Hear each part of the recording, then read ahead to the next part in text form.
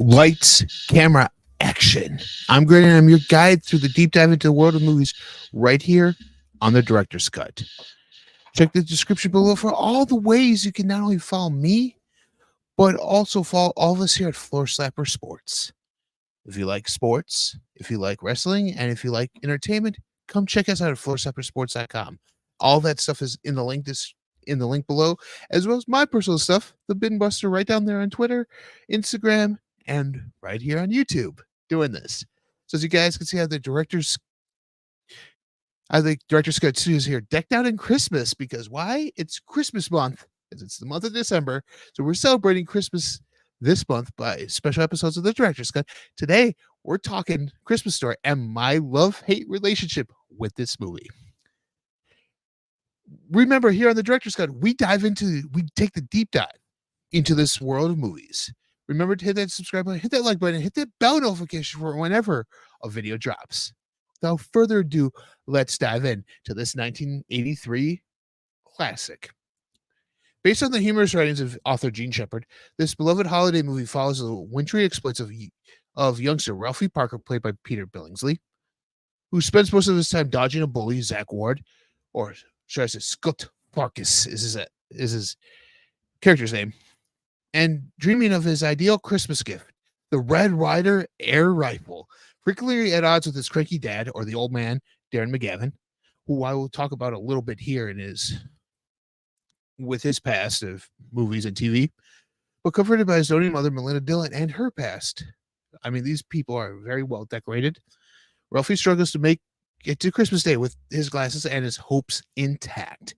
Before I get to that, like I always do, let's check out the comment section below. And as always, right here, I have a question for you guys.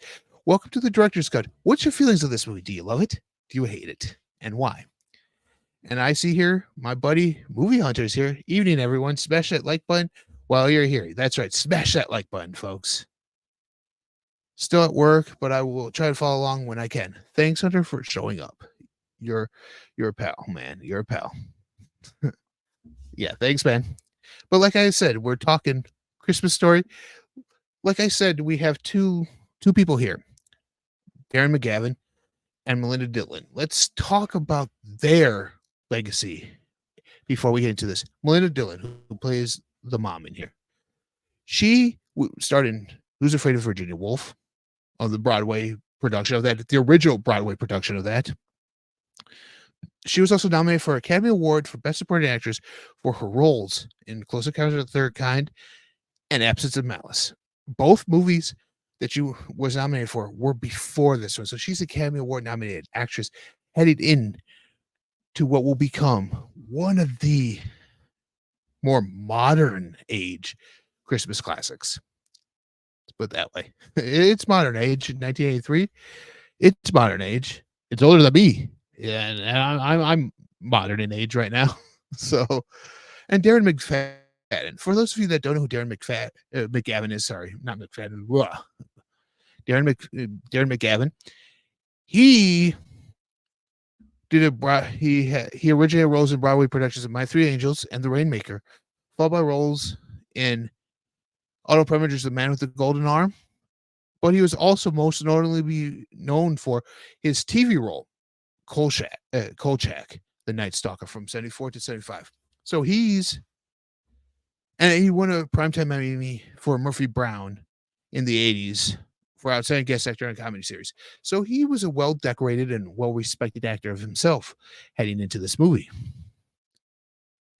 Well, like seriously, these two, the mom and dad here, the two central figures in here besides Ralphie. Yes, this movie centers around Ralphie, but the two central figures here, the mom and dad, are actually well-respected and well-versed actors. And to me, that's something important, because if you have veteran actors in here, those kid actors tend to work a little bit better in everything that they do. So let's just run down this cast list, shall we, for a little bit. We have Peter Billingsley, who plays Ralphie Parker. We all know that. Gene Shepard is the adult Ralphie Parker, so the author of this movie and the author of the book and the story that the Parker family is based off of is the voice of adult Ralphie. If you did not know that, now you do, and knowing's half the battle. Ian Petrella was Randy Parker, the younger brother. You know, the guy who couldn't put his arms down in his suit. We have Melinda Dillon as Mrs. Parker. We have Darren McGavin as Mr. Parker, or the old man, as Ralphie calls him. We have Scott Schwartz, who's Flick, Ralphie's best friend. We have R.D. Rob. I love that name, R.D. Rob, as Schwartz, another friend of his. We got Zach Ward as Scott Farkas, who is actually the bully in here with his red hair. Yeah, Bakley, I'm talking to you, you gingers. I'm kind of one too. So we got Ayano Anai as Grover Dill. We get Teed Moore as Miss Shields, Jeff Gillen as Santa Claus. We get Patty Johnson as lead elf, Drew Hovisar as Mel Elf, and Leslie Carlson as the Christmas tree salesman. So we have that's the entire cast list right there. So we'll go into this movie. This movie, like I said, is based off of a story, like his third story on the saga of the Parkers. So read those by the screenplays. There were some movies that were made before this that didn't really catch on. There were movies made after this, besides A Christmas Story Christmas, which is ideally the best sequel to this, that didn't catch on either. But there's like Christmas Story 2, which is a sequel, and it's not that good. And My Summer Story, which is Ralphie as a teenager, it's not that good either, but it's an interesting movie to say the least. Hey, Justin's on here. What's up? Your favorite Christmas movie ever? What's up, G? I'm doing good, Justin. How are you tonight, man? Your favorite Christmas movie? I'm hearing that a lot. This is people's favorite Christmas movies. Justin, tell me why this is your favorite Christmas movie. I'm curious. Because like I said, I have a love-hate relationship with this movie. Hey, it's my boy TK. How you doing, man? How you doing tonight, man? Your favorite movie too. And you can tell me, TK, why do you love this movie? As I go on to explain my love-hate relationship with this. I love to hate it, and I hate to love it. That's pretty much what it boils down to. Why? Because the year was 1994. 94, where TNT got the rights to this movie. And so they started playing it on 24 Hours of a Christmas Story. 24 hours a day. That's 12 showings of this movie, all on Christmas Day. And then in 2004, TBS got it. So it's been going on now for well over 30 years on syndication. Every year on Christmas, it's on the time. And that's why I kind of hate it, because in my opinion, there's a lot of other Christmas movies out there that could be shown on those two networks. But this one's overplayed all the time, and that's why I kind of hate it. No, it has nothing to do with the storyline. It has. Yes, I watched it 8.5 times. Oh, 8 out of 12 times. Sorry, 8 out of 12 times. The rest I'm sleeping. Yeah, I know, Tim. I know. But I mean, honestly, with this movie, it's because of that. That's the reason I don't like it. I love this movie, FTBS. Yes, that's right. I mean, that's why, because it's overplayed. There's many other classic and wonderful Christmas movies that don't get shown because this plays for 24 hours. I understand why they do it. It's easy programming. It's very easy programming. That's why they do it. But that's also why I kind of hate this movie. And it's not because this movie's bad. No, far from it. Far from it. It's an enjoyable movie to watch. I enjoy it every time I see it. But just because it's overplayed, that's why I don't really care for it. And you might say my favorite movie might be overplayed too. It's a Wonderful Life. It's my favorite Christmas movie, by the way. Coming soon, right here on the director's cut. See, it's Christmas. Yay. Look at my lights. Look at my lights over there and over here. And my garland. Isn't it wonderful? But anyways, And Justin says it's just an enjoyable movie all around. Plus, watching it during 24-hour showing has become a tradition for me. Yeah, that's what it is. It's become a tradition for a lot of people to watch it during these 24 hours. More power to you. More power to you. I mean, if I'm watching a movie, I mean, the tradition here is pretty much me and my wife. We watch a bunch of Christmas movies leading up to Christmas. Thrown in there are two movies that are not Christmas movies that are a tradition in this family. And yes, Tim, you knew you loved Justin because of that. Um, the two movies that we enjoy watching a lot here is Monty Python and the Holy Grail and Spaceballs around this time. Are those Christmas movies? No. They're just enjoyable movies to watch together with a group of people and family. Christmas Story is as well, but it's a real look at a suburban family in the 50s. 50s, or is it?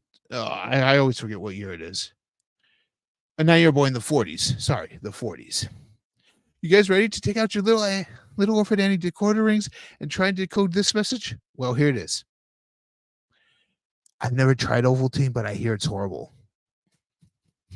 This movie tells me that. But anyways, this is throughout the overlapping movie of Ralphie dealing with bullies and school. We get a lot of other vignettes that involve the Parkers in here. Like we have the old man, he fights against the malfunctioning furnace in the Parker home where he's always covered. Every time you see him come out from that basement, he's covered in soot. It's a running gag. It's awesome. The interrupting suspected a cloud of profanity is still hanging in space over Lake Michigan. Yes. Because his dad swears a lot in this movie. And they wonder when he swears in this movie, where he gets it from. And Ralphie doesn't say a word. He just takes his punishment, which is a good thing. What's good, G? I'm doing well, Dylan. How are you doing tonight, man? Just talking movies. One thing I always love doing, talking movies. Okay, another vignette we get in here is Ralphie's friends, Flix and Schwartz. They argue whether or not a tongue will stick to metal in the winter.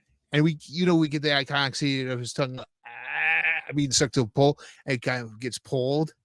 And the school bell rings, and what happens? All the kids running in there like, they're like, "Where's Flick? Where's Flick?" And the teacher looks like, "Ah!" And they run out there and they come back on the tongue like this. Because the chunk of ice is right out there. Trust me, I done that once down on a metal pole, but I actually then got my lips stuck to a screen door. It was a pretty sight. Let's put it that way. But Schwartz triple dog dares Flick to stick his tongue on the schoolyard flagpole, and we all know a triple dog dare. No one's ever been able to turn those down. But Flick does indeed get stuck, requiring the fire department's help to get him unstuck. Flick refuses to rat out Schwartz to Miss Shields, though she suspects either Schwartz or Ralphie is responsible. The old man is delighted when he wins a major award. As you guys can see the picture right there, he has his major award in his hands. The iconic. If this movie is known for anything besides the line, "You should try out, kid," or "I triple dog dare you," it's the lamp. The leg lamp. This movie is known for that. That's its iconic image. No matter what, whenever you see any Christmas Story merch, it's usually the leg lamp. Well, because it's such an iconic piece. People know what movie you're talking about when you mention that. He wins in a newspaper contest a table lamp in the shape of a woman's leg wearing fishnet stockings. Mrs. Parker dislikes it, and as an ensuing battle of the lamp ends with her accidentally breaking it. Unable to fix it, the old man buries it in the backyard. Like that vignette of them arguing over it and her just accidentally breaking it. It's funny. That whole part right there is hilarious. Yeah, I'm kind of breaking these down via vignettes in this movie because that's what it is. It's a bunch of vignettes. So whatever vignette is little stories that make up a bigger chunk. And that's what this movie is. It's a bunch of little stories making up a bigger chunk of stories. Because you're trying to remember as an adult the stuff that happened on this Christmas and you remember little chunks here and there. So Ralphie eagerly checks the mail each day for a secret decoder ring that My Little Orphan Annie comment just recently was because of that. And which he entered through a promotion through Ovaltine and Little Orphan Annie radio show were running. However, when the ring finally arrives, Ralphie decodes the secret message broadcast on the radio show. He is disappointed to find out the message merely is an Ovaltine ad. Yes. I don't know about you guys, but do you guys remember? How many of you guys out there remember boxes of cereals actually having prizes in them? My hands raised. Not only that, but sometimes you would have to send off for that prize because it was too big to fit in that box. And I remember doing that too. Or in the back of comic books, you send off for the sea monkeys or the X-ray specs that don't work. Yeah. Yeah. I remember doing that. So this vignette, this little side story of Ralphie and his ring, actually, I can relate to. While unsuccessfully helping the old man change a blown tire, Ralphie actually lets the F-bomb slip. And it's one of the best scenes because you hear him go, "Oh, fudge."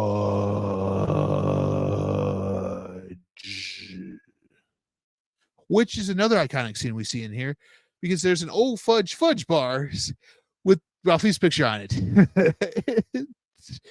The things people market because of movies and scenes in movies. Oh, fudge. And his mouth, it gets washed off with Lifebuoy soap as much, but yeah, the big red bar of soap right in his mouth. Oh, I can imagine what that tastes like.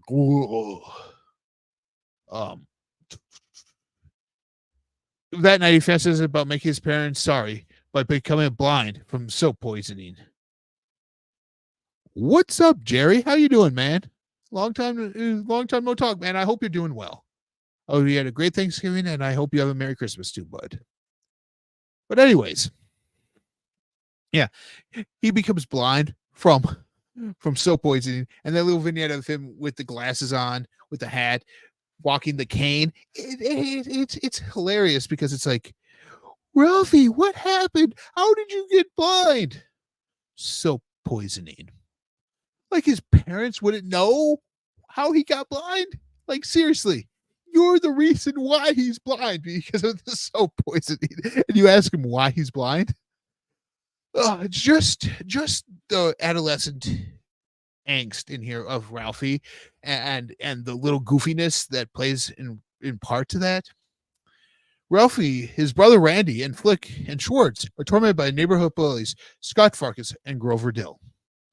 Ralphie eventually snaps and attacks Farkas, unleashing a stream of vulgar gibberish similar to the old man's.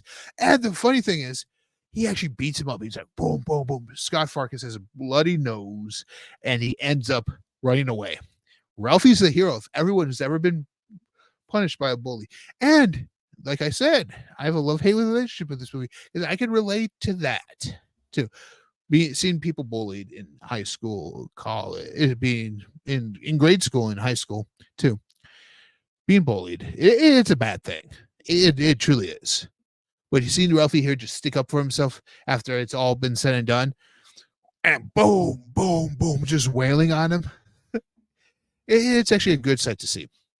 Mrs. Parker halts him mid-fight and escorts him home. Ralphie and Randy expect the old man to kill Ralphie when he finds out, but Mrs. Parker manages to distract the old man by taking out by talking about football, earning Ralphie's respect. Yes, Ralphie could have been killed by his father, unlived by his father. Not necessarily actually killing him, but in a way of punishing him so bad Ralphie won't see adulthood. Let's put it that way. Remember how your parents, you did something so bad and your parents would be like, hey, guess what? I'm going to punish you until you're 30. I'm going to ground you until you're 30. Yeah. Yeah, that was kind of one of these things here with Ralphie too. I love it when he beats Brock's butt. Yeah. Yeah. Ralphie is dismayed to receive an embarrassing pink bunny onesie. How many of you guys can relate to this? Before I get the rest of this vignette, how many of you guys can relate to this? How many of you guys can relate to getting a gift on Christmas that you're always excited. You're getting presents, and then all of a sudden you get that one gift. You're like, really? Why did I get this? Why did I get this? And you're so disappointed, and you're like, oh. Well, yeah, that, my friends, is Ralphie right here in this movie with his bunny costume. Because if you see right there in that picture, he's wearing his bunny costume, and that is another iconic scene in the movie where he's standing on top of the stairs in the bunny costume. The ears are just flop forward. It's his mom's like, "Oh, that's so adorable," and his dad can't help but feign from laughing hysterically because it looks so ridiculous. And I mean, that's funny. That's funny because we all can relate to that. In fact, those of you listening live, comment in the comment section. What was one gift like Ralphie's pink bunny suit that you absolutely hated on Christmas? Comment on that. Just let me know what you guys did. I'm always intrigued by what people get for Christmas. He gets it from his Aunt Clara. Mrs. Parker forces him to try it on, thinks it's adorable, but the old man calls it a pink nightmare and allows Ralphie to take it off. Mrs. Parker agrees to only have Ralphie wear it when Aunt Clara visits. And I wish we would have seen Aunt Clara in this movie. See Ralphie in this bunny suit more, because it's just so hilarious. It would have been something that even Flick and Schwartz would have been made fun of him with. Okay. And the old man frequently is chased by a pack of at least 785 smelly hound dogs owned by the Bumpus family, which this is kind of hilarious. Well, this is hilarious because these dogs come in and ruin the Thanksgiving dinner, which is hilarious because they go to a Chinese restaurant to eat. How many of you guys can relate to that your meal never really panned out the way it was? You accidentally went and had to go eat somewhere else. I mean, I've actually eaten out I once had Thanksgiving dinner at a Costco in college. I went with a friends of mine, and the day before Thanksgiving, they were giving out samples of all the food. You walk through the store, you get samples of everything going around: mashed potatoes, cranberries, green bean casserole, the turkey. You can almost eat an entire meal there. And they don't stop you. So you were a poor college student. What can I do? How you doing, Melissa? How are you doing tonight? On Christmas Day, the dogs ruined Parker's dinner by romping through their kitchen and eating their turkey, forcing the family to go to a Chinese restaurant to eat, where they enjoy the entertaining dinner of Chinese turkey, which I'm not even going to ask what a Chinese turkey is, because I don't want to know what a Chinese turkey is. But anyways, like I said, this is a bunch of vignettes put together in this movie. Ralphie really wants a Red Ryder carbine action 200 shot range model air rifle. These are the same air rifles that right now in Walmart you can buy over in the sporting goods section. Yeah, go check it out where they sell firearms and all that. You actually get to see this. Yeah, Cage by IQ. Yeah, it would be your favorite Xmas movie.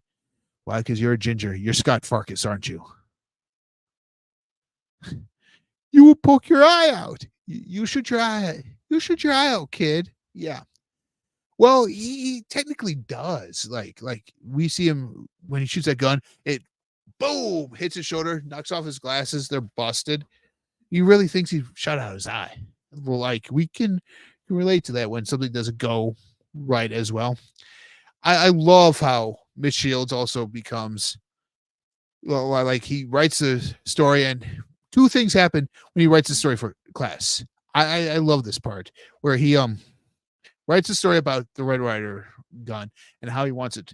And the first one is, oh, it's like a cowboy.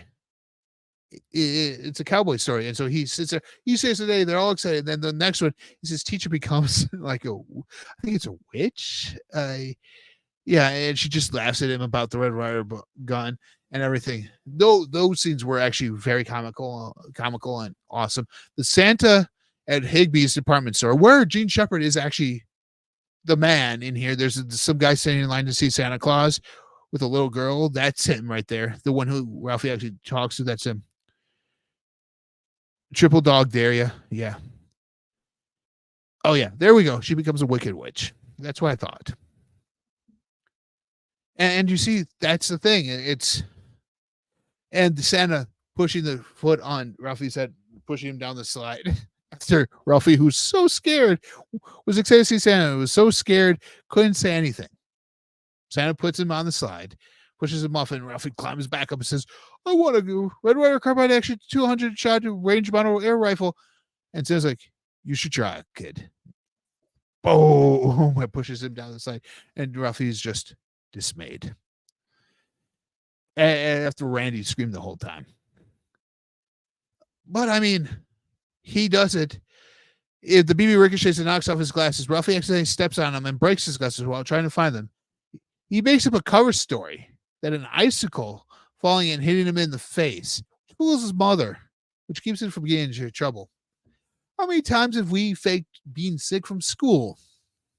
And people actually believe that. But I mean, this movie is 94 minutes long, so it's perfect. It's a perfect hour and 34 minutes. It's enough time to enjoy it and watch it again if you want to, or enjoy it and be like, oh, next movie. It doesn't take very long to watch it, whereas most movies nowadays are 3 hours long at the max, and it's like, oh, at the minimum. So that's kind of the budget for this movie, believe it or not, was $3.3 million. $3.3 million. That's a fraction of what movies cost now to make. And its box office is $19.2 million. This would be deemed a success back then, but in today's standard, no, it would be deemed a failure if they made $19.2 million in its entire run. But it tripled.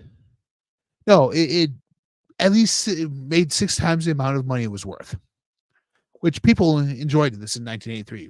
You could tell because how many people in the chat here said it was one of their favorite movies, one of their favorite Christmas movies. I know, like I said, it's not my all-time favorite. It's on the rotation to watch, but it's not my all-time favorite.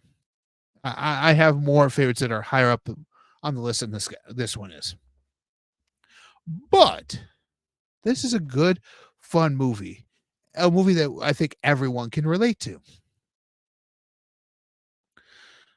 And I mean, this actually became Ted Moore was previously appeared in Chuck Clark's film Murder by Decree and was the only on-screen character from A Christmas Story who was played by the same actor in the sequel, My Summer Story. Yes, there was a sequel to this called My Summer Story where Ralphie, it takes place during summer. It's not as great as The Christmas Story, but none of the cast is back except for one who plays Miss Shields. She's the only one back. No one else is back. It was horrible. Then there was Christmas Story 2. Oh, there's Christmas Story 2. It's horrible. Daniel Stern does a good job in Christmas Story 2, but it takes place shortly after this one. Oh, didn't know that. Wow. Yeah. Yeah, there's actually 3 sequels to this movie. My Summer Story, Christmas Story 2, and the one that just came out last year of A Christmas Story Christmas, where Ralphie comes home back to the house he grew up in. The old man's dead. He's celebrating Christmas with his mom and his family. And he wants to give himself the Christmas that he had when he was a kid. He wants to give that to his family so his boys can realize and feel, oh, this is what you had Christmas like your dad? Oh, that's cool. But things all go wrong, as we all know in movies like this. And then Ralphie has to save the day. So, and we get Flick and Schwartz back in that movie. A lot of the cast is back, like Melinda Dillon wasn't back because she was retired from acting at the time, so she didn't come back. And the only reason Darren McGavin wasn't back in this, and they killed off the old man, which is why I'm glad they did, is because he was dead. Recasting him in something that the actor was dead and Ralphie as an adult would be much better. It's like recasting Red from that 70s show. If they did it where they did with the 90s show, where Eric was a dad and so Red was now a grandpa. I wanted to see that with Darren in there and Ralphie and his grandkids and see how that would have reacted. But I'm kind of glad we didn't. We kind of keep the old man as this thing of legend and right there. But that's what it is. Ralphie, here's a little bit of trivia for everyone. Ralphie, when being cast, we had Sean Astin, Samwise Gamgee from The Lord of the Rings, Rudy. We also have Will Wheaton from Star Trek and Big Bang Theory fame. Two child actors who went on to become big names. Bigger than Peter Billingsley, I might add, but this is the only thing Peter Billingsley is known for. Will Wheaton's known for Star Trek and Big Bang Theory. Sean Astin's known for Lord of the Rings, Rudy, a bunch of other stuff too. So he's actually both of those guys had a career. Would their career have been the same if it was a Christmas Story? Probably not. Probably, but the Christmas Story would have been completely different. I think Peter Billingsley just brought something different to the table than those guys did. Jack Nicholson was considered for the role of the old man originally. Melinda Dillon was cast because of her similar role that she had in Close Encounters of the Third Kind. So there was that there.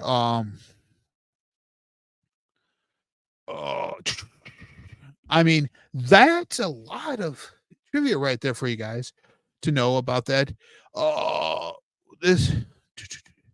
Okay. In 2017, it was said he said he was surprised the impact his role had over the years. This is Zach Ward, the guy who played Scott Farkas. I saw that I was ranked as Christmas villains go higher than the Grinch. That's amazing. Yeah. Believe it or not, Scott Farkas is higher than the Grinch for Christmas villains. Yeah. Like the Grinch was like 5. Farkas was like 4. Like, I mean, if I remember that list correctly, I'll post it up on my social media. So I'll post it up on my Twitter and all my social media there. But it's a great thing of Christmas villains goes, and where Scott Farkas is line that he's higher than the Grinch. So, because the Grinch had a way of turning himself back around and being good again, but but Farkas did not.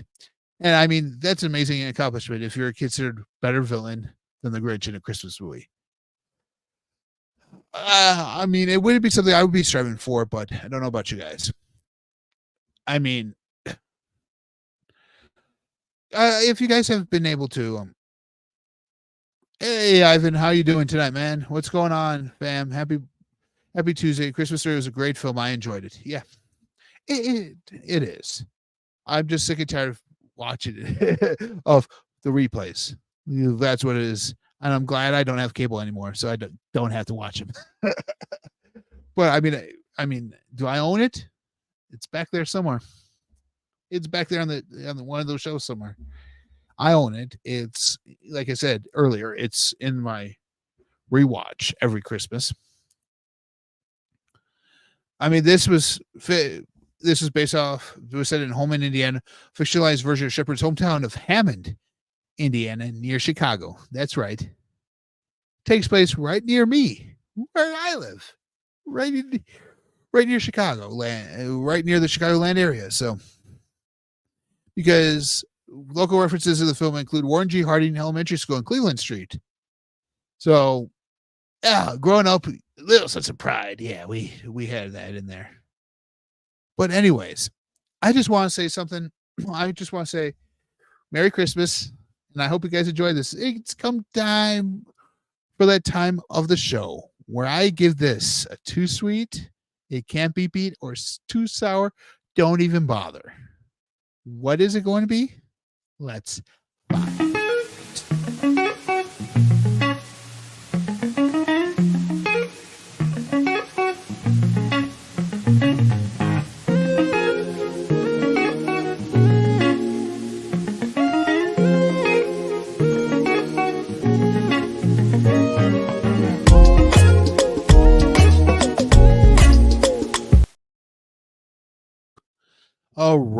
is this too sweet, can't be beat, or too sour, don't even bother? Let's put it this way. It's just too sweet, it can't be beat. Yeah, I mean, I wouldn't put this in the top echelon of me personally. I wouldn't put it on the top echelon of Christmas movies, but it's not S tier and it's not bottom tier. So it's right there somewhere around A tier, B tier. Like I said, it's one I go back to, but it's not one I look forward to watching every year. If I don't watch it in 1 year, I'm like, okay, fine. Ivan, you should, brother, give everyone your tips to watch. Yeah, yeah, yeah. So you guys, can we stop Greydon? Do a top 5 Christmas movies to watch for the holidays? Oh, you want me to give you a top 5 Christmas movies to watch for the holidays? Okay. You're not going to hear Die Hard on this list, even though it takes place during Christmas, because that's a big, highly contested thing right there. But 5 Xmas movies to watch for the holidays. I will start off with my favorite, It's a Wonderful Life. It's a classic.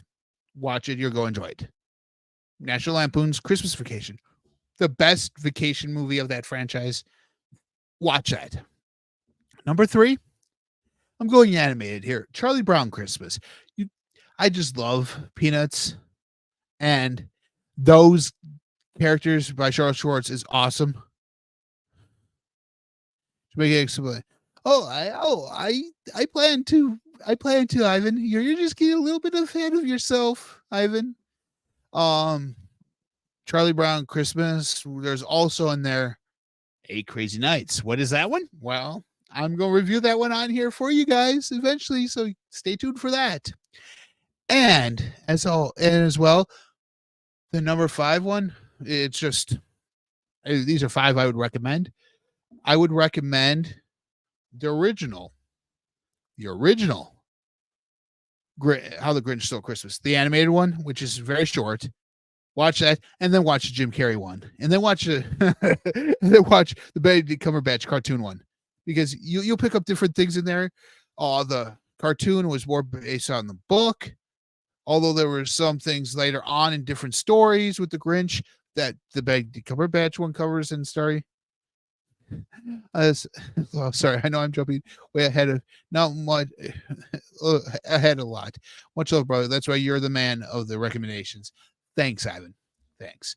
Yes, Ivan let me kind of get the cat out of the bag for this. So this is a special Christmas director's cut. Every Tuesday I do this show. And every Tuesday this month, it's going to be another Christmas movie that I recommend, that I'm going to talk about. This week was Christmas Story. I have in the lineup, I have Christmas Vacation. I have It's a Wonderful Life. I have 8 Crazy Nights. I have Charlie Brown Christmas. I have, yeah, that's about it. But I'm also going to do some other stuff on Floor Steppers Network, as well as on my channel, Christmas related stuff. So check those out. In fact, I'm doing on Floor Slappers tomorrow. I have a video coming out about an end of an era. Some news just broke, and it's going to be an end of an era for something. And Ivan says he cannot wait for this. But there's going to be a bunch of Christmas content coming from me on the movie side of things. You might see top 5. And as always, December 20th on my channel. That's a Wednesday. And I'm hosting a live stream with some friends of mine from the movie collecting community, where we're talking the top 5, where we give our 5 recommendations of the top Christmas TV episodes. So episodes of TV shows that had the best Christmas episodes, or TV Christmas specials. So stay tuned for that on December 20th on the Binbuster channel on YouTube. So I'm doing that there because that's on my channel. I might simulcast it here on Floor Slappers too. So stay tuned for that as well. A lot of Christmas content coming your way from your boy G. So or the Binbuster, whatever channel you're on and you know me by, it's either Binbuster or G. Until next time, guys, it's Christmas right here. As you can see, we're all decked out here for Christmas. Have a happy New Year. Have a Merry Christmas, a Happy New Year, and be kind to each other. And remember, Thanks for watching, diving into the deep cuts with me. All the social medias are down below, so check those out. As well as mine, Floor Cyber Sports as well. Until next time, remember there's more to movies that when we see on screen. I'm Greydon. I'll be your guide through the films and their history right here on the Director's Cut. I'll see you guys here next time. It's going to be something Christmas related, so stay tuned for that. Bye.